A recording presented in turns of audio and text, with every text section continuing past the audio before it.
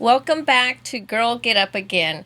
This episode, we will be digging deep into the foster care system, what it is to live through it, to get through it. And, girl, how did you get up again? I have a couple of guests, a couple of them that are very near and dear to me. And I would love for you to meet them, get to know their story, get to know them as a person, and see what you think. Let us know. We'll be back.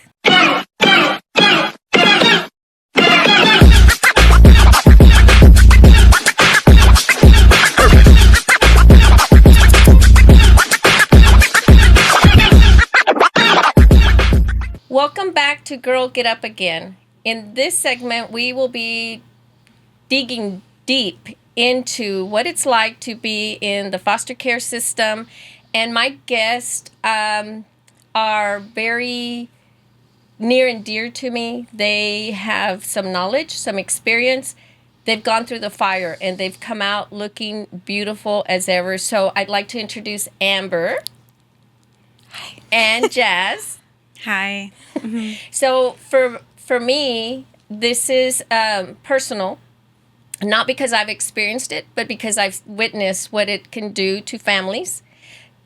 Just a little tidbit about me. Back in the 80s, before y'all were born, I was a social worker for the Texas Department of Human Services. I did not know. And I had to remove a child from our own family, not my family, but our extended family. And it created a lot of chaos in the family because they thought it was me doing it. It wasn't me, it was the behavior that I just happened to be an employee having to take that role on. And that child had to stay with me for the weekend until they found placement. As a worker, as a social worker, you do have to be the one to house them for a minute. And then you have to find the place. And I think that seeing that and seeing what it did to the family back then, because it's a lot of, if you know my family, we're a huge family. And we're predominantly a lot of women. And we... our family comes from a dynamic of you see it, but you don't talk about it. But when you see it, someone has to talk about it. I didn't do it. Somebody else did. And it really hurt to see what they went through. And I see her now as a grown woman and having her children and how it's affected her. So I know that your stories are different. So I can start with Jazz, Amber, to give you a little... Yeah, just give my hands are sweating. Go ahead. Okay, we'll start. So, Jazzy, for you, you're part of my family. Mm-hmm. You're not the one I'm speaking of, obviously, but how do you feel having to go through that, and how has it helped you to grow? And you have a daughter, so talk to us about that a little bit. Yeah, so since I do have my daughter, I'm the person who I needed whenever I was younger. So that's just like most important thing for me. But while being in foster care, I did enjoy it. I didn't see any like negative thing about it. I kind of did want to be away from my family. I think too, it was kind of like a burden on them. That's what I feel. But as far as like being a mom, like, I mean, it's like a big blessing for me. Like I said, I am who I needed whenever I was younger. I show up for my daughter's events. She's such a smart, beautiful girl. I go eat lunch with her. I drop lunch off to her. I don't know. I just feel like a super mom. And now I just like, I don't know. I just motivate her to keep being her best self. That's your focus. That's what keeps you going. That's what has helped you. Yeah. Yeah, for sure. What are the negatives on it? Because you mentioned that maybe they didn't really know how to take care of you. Well, no. Oh, like family? Your family.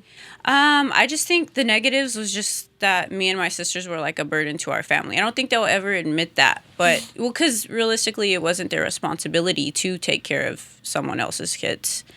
But I think they just took on that burden. That was kind of like the negative thing, really, is what I would say. That was just like negative. But how do you feel towards your mom and dad? Before I used to like hold like a lot of anger and resentment towards them, but as I got older, like I think they growing up, they dealt with their own childhood trauma with their parents. So, you can only blame your parents for so much. And when you're an adult, you have to like let that go instead of like just carrying it with you, because then you just feel like bitter and miserable. And as an adult, it's up to you. Like, okay, you can still hold on to those excuses, hate your parents, but you can either do something about it. Like, just be the change and make a difference with your own life, because it is only up to you. Like, they had their fair share of like the path that they wanted to go, and so do I as an adult. Yeah. Do you see that, like your sisters and you, y'all are totally different towards it, right? Yeah. So they see it as we were placed and placed and placed and placed in different foster care. Yes. With foster families, but you didn't have to go through that, right? Well, no, I would say that's another thing that was pretty negative, like moving house to house. Basically, like not really having like a stable home. That was negative. That was, yeah, I didn't really enjoy that. I was grateful for my family that did take us in. And then as far as like foster care, we would stay in like basically like a shelter that was like 30 days. And then you would get placed in like a long-term placement. Yeah. And one of the things that I've noticed watching you grow up is that you're very level-headed. Yeah? Yes, for being, for having gone through foster care and being with our family, the majority, like aunts and, that is something that I see that out of the three of y'all, you're the most level-headed and you're the youngest. Yeah. And your sister, I mean, you girls are all beautiful. Y'all are all resilient. Y'all have bounced back. But what was it for you that made you say, you know what, I'm going to change this? And not just for your daughter, but to say, I'm not going to do this. I'm not going to repeat this cycle. There was one moment that made you think that. Yeah, just because it's up to you to just live your life. Like, you can either choose to go on the same path as your parents, or you can just be the change. I don't know. Really, my daughter. I think it was my daughter. Because I think if I didn't have her, I don't know where life would have turned for me. But yeah, my daughter. So your life changed at 15. Uh-huh. Yeah. Because I remember we were planning your quinceañera. Mm-hmm. I was pregnant and no one knew. Yeah. My mom was getting ready to she actually got my dress and I was like, oh my gosh, I don't know how I'm going to break the news to her because I'm pregnant. So there was no quinceañera, but there was a baby. Yeah, there is a baby. Mm-hmm. Yeah. And she's a beautiful girl. And do you find yourself talking to her about what you've gone through, or? Yes. Uh-huh. Yeah, there's times I think she gets tired of me talking about it because she's like, I know, Mama, you guys this, you guys that. Like, she's just over it.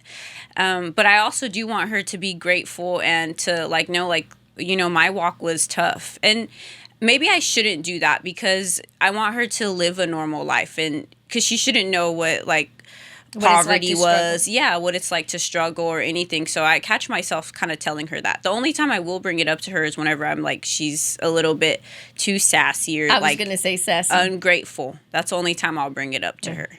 But do you think that you bringing it up is a healing for you? Ooh, that's a good question. Maybe in a way. I guess so. Yeah, but I think I'm just healing as I'm growing, and just life just teaches me. Yeah. I think I'm still healing. I have not done therapy at all. That was my next question. Yeah, I don't think I need therapy because it's just something that I just like sit with. But I'm also, maybe because I let it go. That's why I feel like I don't need therapy. Because you forgave. Yeah. Mm-hmm. I think that when you don't forgive and you don't know how to deal with it, that's where therapy comes in and helps you. And there's other traumas that you have to deal with aside from that. But like I said, I really feel that you're the most level-headed Like, you're very easygoing. You don't let things bother you. You don't act out, you know. And I see that your relationship with your mother, because you got adopted, right? Yes. Through the system. Yes. But your biological mother, you have a really good relationship with her. And I think that you ground her. You make her grow up. I would say this year probably was no, not this year or new year. 2025 is when I really like, okay, my mom's really trying to turn her life around, because she was incarcerated back and forth, and I was the only child who did keep in contact with her. Right. My sisters were just like, okay, like whatever They're like, we're out. Yeah. And I would put money on my mom's books, send her e-coms, all of that. And I don't know, she just needed me when she was in a really tough spot. And I'm glad that she was able to depend on me, regardless of what she did to us growing up. I don't know. I just believe, like, what you put out in the world is what you'll receive. Yeah. And so far, like, I'm just grateful for that. But yeah, I really got to heal my wounds with her this past 2025, because I was moving out of my apartment. That's a blessing. Yeah, I was moving out of my apartment and I needed help, and I really didn't have much to depend on. My sisters, really, they were there from a distance, but my mom just showed up. So, because you're still looking for your village. yes. Yeah, I still am. Yes. But I think I'm getting close. Yes, I know, but I know can that feel it's it. taken you a while because you're very selective. Yeah. I see that all from afar. I don't think you realize that, you know, because I do see that. I see the difference in the dynamics between you three girls. So I see how you're very selective, and you're very polished. You're very, like, elegant. You know, when you walk in, you know, that's just who you are. And I'm glad that you learned to own that space. You learn to own it. I'm glad you have a relationship with your mother. And I think the part that really makes me happy is that you said something. You saw that your mother's broken. Mm-hmm. You literally saw. And I don't think she's ever grieved her mom's passing and how much she did for her. How the baby, you know, she's still in a baby stage. Oh, yeah. Yeah, you know, and I say that with love because she's a beautiful woman, and I think that's where she looks for love in all the wrong places, like the song, right? Uh-huh. Yeah. Now it's in my head. Thank you. You were thinking the song, right? I was. But it's really cool to see how you guys have done it, because seeing her and her heartache for you girls, and seeing how it's God's restoring y'all is great, because you have to release. If you don't release it and you don't forgive, it's going to affect you one way or another. Either you're going to binge drink, you're going to get out there and do things you don't want to do, you're going to pick up habits you don't want to do. But when you release it, it frees you from any kind of health issues. And, you know, so for me, you know, seeing you from a baby all the way to the woman you are now, oh my gosh, you know, it's just, it brings a lot of joy to my heart. Aww. And the fact that you said, yes, I will do this, you know, you have no idea. And you showed up. Because this is a tough subject. Yeah. This is a tough subject. Right, Amber? Oh, yeah. Trust me. I feel it all over my body. Yeah. So, you know, I kind of went easy and all that because I want you to feel comfortable, because this is a safe space. But there's one thing that you're going to be able to do, Amber. There's women out there that are going or have gone through this situation that you have, because y'all situations are totally different. Mm-hmm. Like, she felt the love. She knew, I mean, everybody loves them, the girls, you know, the whole family. And like I said, we're a large family, predominantly women. Mm-hmm. We dominate in that side of the family. But so she felt that. What was it for you? You know, because I met you through Sammy, and now you're part of our family. Mm-hmm. And, you know, this is something that I really, because I heard a little bit of your story, but I think that God has transitioned you into a family that really loves you and really sees you. Oh, yeah. He gave me the family that I always prayed for. Yeah. Yeah. But so you're asking what it was like at the you know beginning. what was it that got you through those hard moments? Because you've had some pretty hard moments, and I don't know if you want to share any of those. You know? I mean, you can ask. I mean, my body might, tense up. up. I might forget to breathe for a second, but just give me a second. Do we need to fan you?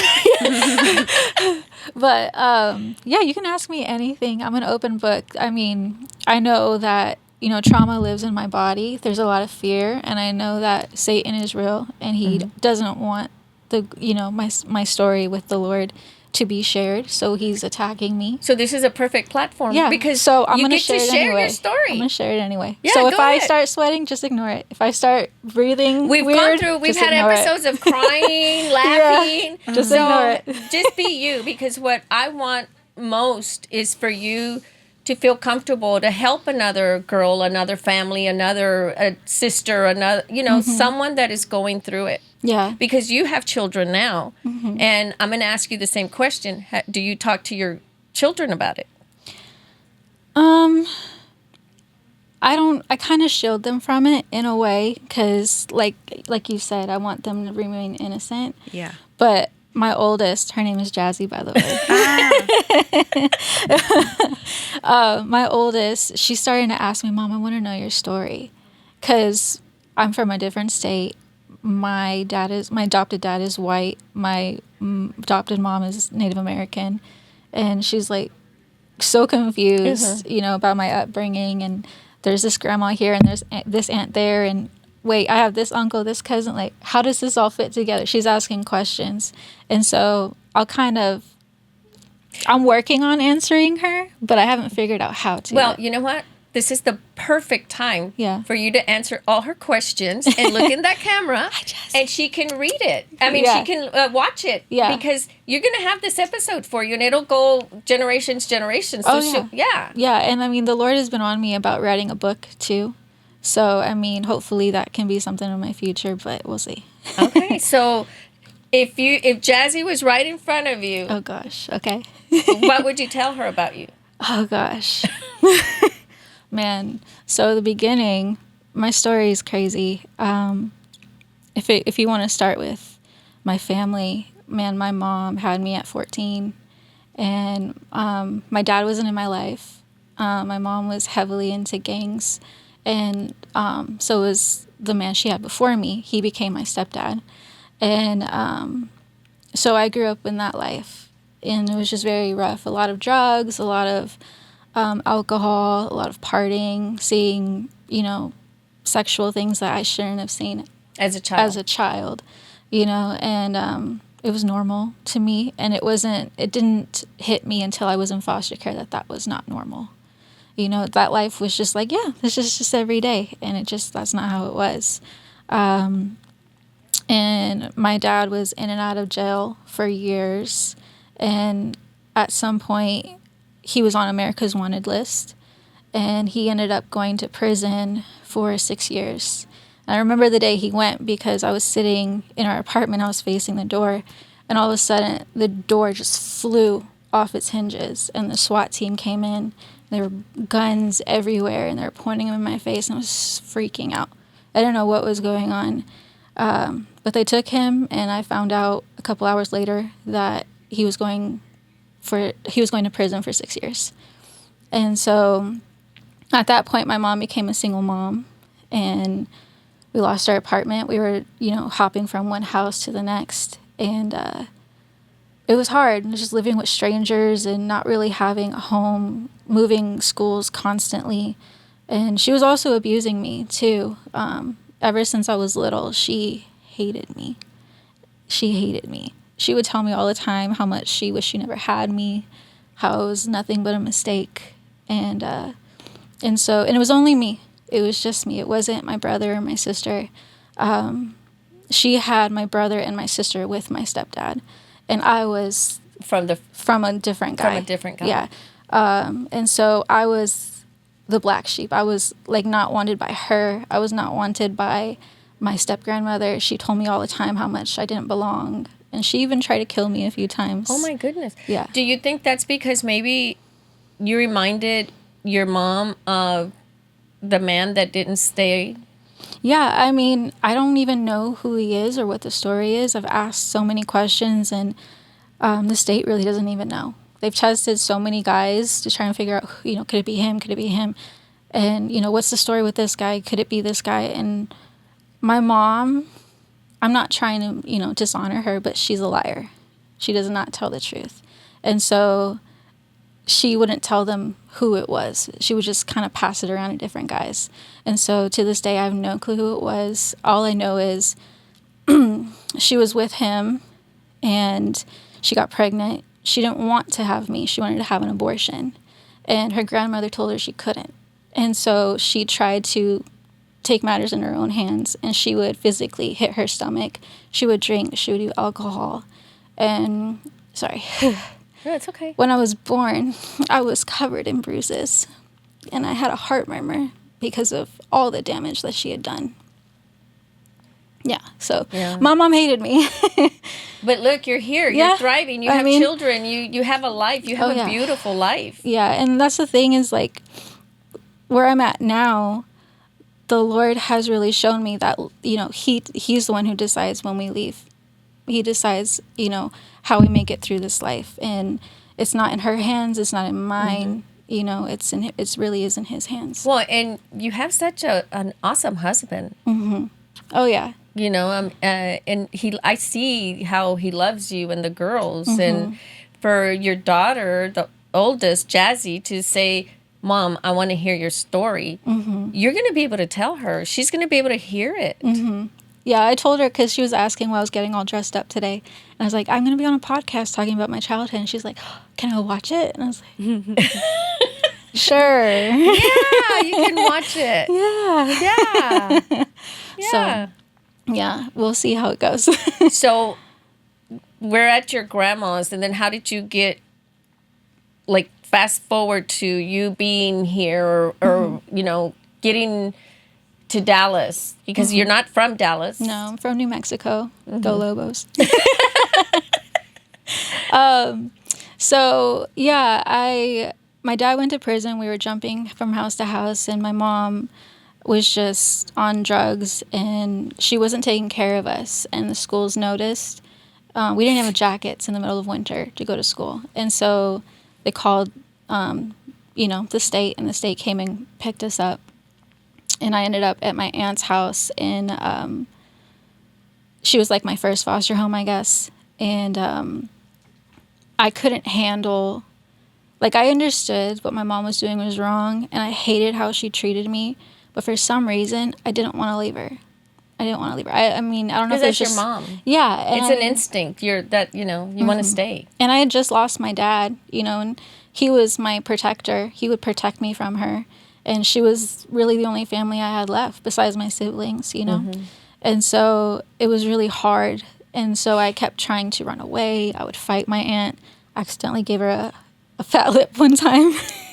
Not because I hit her, but because I was trying to run away and something flew and it hit her in the mouth. And I felt so bad about it. But it was at that point she was like, I can't do this. I can't handle you. And so the state separated me from my siblings. And that's when I went into my first foster home by myself. Wow. Mm-hmm. So how many foster homes did you go through? Oh my gosh. Let's see. 1, 2, 3, 4, 5. 5. And they're all different because you're going with different families, and different families that probably get other kids to get a check. Yeah. Yeah, it's basically what it was, because every time I would go in, I don't know if it was the same for you, but I always had the same speech. It was, this is our house. These are the rules. We're not going to adopt you. And I was like, okay, like, you might as well just say you're just here because of the check. Right. Yeah. But, yeah, it was, some homes were good to me and some homes were horrible. Like my first foster home, I was sexually assaulted. I was 8 years old. And this was my first foster home, and I was with a bunch of teenagers, and they blamed it on me. Yeah. And I was like, I went to the hospital. Yeah. You're 8. Yeah. I went to the hospital, and the nurse just, like, my social worker told her the whole story, and the nurse was just shaking her head and looking at me, and I was like, I'm sorry. Was this my fault? Like, I'm the victim I'm here. confused. Yeah. So, yeah. And then every home was different. Like I said, some were really good, some were bad, but they all ended at some point. And I think that was the hardest part is some of them I was like so happy to get out of, and some of them was like, I just want to stay here forever. Oh. You know, and I couldn't. Yeah. You know. Because you have a time limit, right? It's not just a time limit, but I think my second to last foster home, I was becoming a teenager. And then so... what is it? You time out or you time out. Time Yeah, out? age. Age yeah. out? Age out. Age out? Yeah. In my second to last foster home, when I was becoming a teenager, my sadness grew into a depression, and I started cutting myself. And it was just really difficult and for my foster mom to handle me. And so they put me in a more supervised foster home called treatment foster care. So I was basically on lockdown. I could not leave my room. I could not have any sharp objects. I couldn't even get up from my bed without permission. Wow. It was like I was in lockdown. So. And is this while you were living with the family that adopted you, or this was like right before. Right before. Yeah, that was my very last foster home. And it was because I was very suicidal. Very suicidal. So how did you get past that? Because I see you now, and I think I started hearing your name through Tracy, and you're her best friend, and y'all met at school? Yeah. And by then, had you already decided, you know what, my life is worth me moving forward? Honestly, it was when I got adopted, because I remember... Stability.